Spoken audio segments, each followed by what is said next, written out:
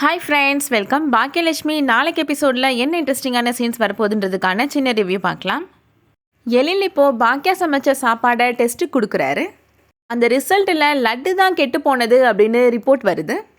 எழில் இப்போது வீட்டுக்கு போகிறாரு. போய் செல்விட்ட சொல்கிறாரு, நீங்கள் கொடுத்த லட்டு தான்க்கா கெட்டு போயிருக்குன்னு ரிப்போர்ட்டில் வந்திருக்குக்கா அப்படின்னு சொல்கிறாரு. அங்கே லட்டே கொடுக்கலையே தம்பி அப்படின்னு செல்வி சொல்கிறாங்க.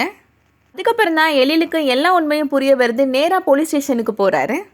அங்கே இருக்க போலீஸ்காரர்கிட்ட சொல்கிறாரு, எங்கள் அம்மா சமைச்ச சாப்பாட்டில் எந்த பிரச்சனையும் இல்லை சார், யாரோ வந்து கொடுத்த லட்டு தான் பாய்சன் ஆகிருக்கு, அதுக்கான ரிப்போர்ட் என்கிட்ட இருக்குது சார் அப்படின்னு சொல்கிறாரு.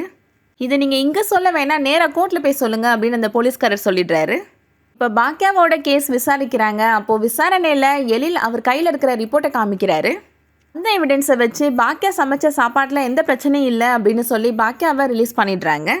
அடுத்ததாக கோபி வீட்டுக்கு வராரு. கோபியோட அம்மா கோபிகிட்ட ரொம்ப கோபப்பட்டு பேசுகிறாங்க.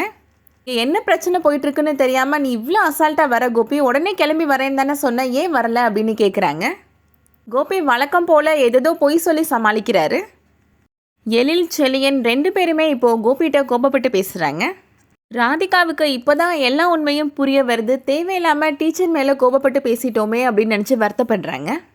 அடுத்து என்ன நடக்க போகுதுன்றதை வெயிட் பண்ணி பார்க்கலாம். இந்த வீடியோ உங்களுக்கு பிடிச்சிருந்துச்சுன்னா லைக் பண்ணிக்கோங்க. சீரியல் அப்டேட்ஸ்க்கு நம்ம சேனலை சப்ஸ்கிரைப் பண்ணிக்கோங்க. தேங்க்ஸ் ஃபார் வாட்சிங்.